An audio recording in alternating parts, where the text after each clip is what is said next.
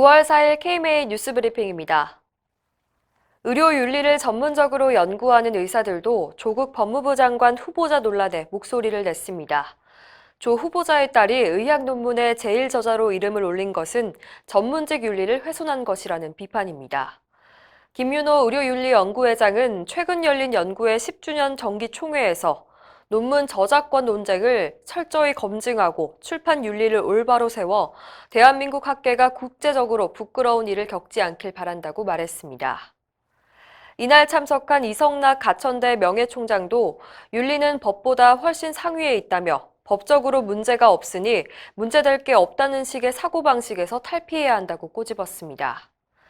앞서 의료윤리연구회는 지난달 22일 성명을 통해 지도교수가 비윤리적인 방법으로 제1저자를 정하는 관행을 방관한다면 제2, 제3의 피해자가 계속 나올 것이고 비윤리적인 방법으로 대학 전형을 통과한 사람이 의사가 된다면 의사 집단 전체의 윤리성에 손상이 올 것이라고 강조했습니다. 지난해 서울 강서구 PC방 살인 사건 당시 담당 의사가 피해자의 상태를 인터넷에 공개해 논란을 빚었죠. 이처럼 의사가 페이스북 같은 SNS를 이용할 때 환자의 사생활 보호 등에 매우 주의해야 한다는 지적이 나왔습니다. 김정아 이화의대 조교수는 의사들은 누군가 자신의 SNS 흑역사를 살펴볼 수 있다는 사실을 항상 인식해야 한다면서 자신이 올린 글 때문에 의료 전문가로서의 명성에 해가 되거나 대중의 신뢰를 잃을 수 있다는 점을 알고 있어야 한다고 지적했습니다. 의사가 SNS에 올린 글은 대중에게 즉시 노출돼 무한 공유되며 특히 공적인 부분과 사적 영역의 구분이 모호하기 때문에 의료 전문직 집단의 신뢰에 큰 영향을 미칠 수 있다는 것입니다. 김 교수는 의료윤리의 기본인 환자의 비밀 유지, 부정확한 정보 제공 금지 등을 온라인상에서도 지켜야 한다고 강조했습니다. 한편 대한의사협회는 의사들의 소셜미디어 사용에 참고할 가이드라인 개발을 진행 중입니다. 중소기업 벤처부가 강원도의 원격의료 시범 사업을 추진해 의료계가 반발하고 있는데요. 이번엔 국토교통부가 재활치료에 원격의료를 도입하는 사업을 추진해 논란이 예상됩니다. 국토교통부는 최근 국가시범도시 규제 샌드박스 활성화 사업을 공모해 세종과 부산의 18개 사업을 선정했는데요. 사업 내용 중에 3D 카메라 센서를 활용한 스마트 원격 재활치료, 경로당에 있는 노인을 위한 헬스케어 플랫폼 등이 들어 있습니다. 국토부는 이들 사업에 2억 원에서 3억 원을 지원하고 올해 말 후속평가를 거쳐 5억 원에서 10억 원까지 지원할 방침입니다.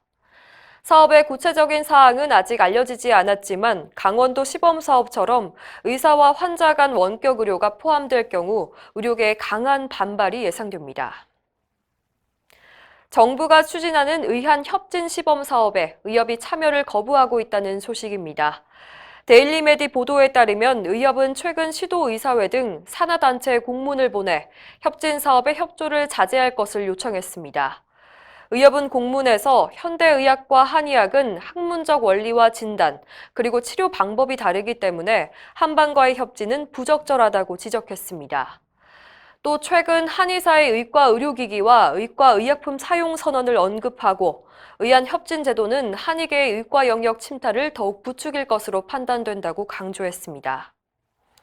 의협 관계자는 의학과 한의학은 서로 진단법과 치료 원리가 전혀 다르기 때문에 협진을 통해 얻을 수 있는 의료 서비스의 질적 향상이 없다고 말했습니다. 비자 발급을 위한 신체 검사료를 담합한 병원들이 적발됐습니다. 공정거래위원회는 해외 이민과 유학용 비자 발급을 위한 신체 검사 비용을 같은 가격으로 받은 병원 17곳에 시정 명령을 부과하기로 했습니다.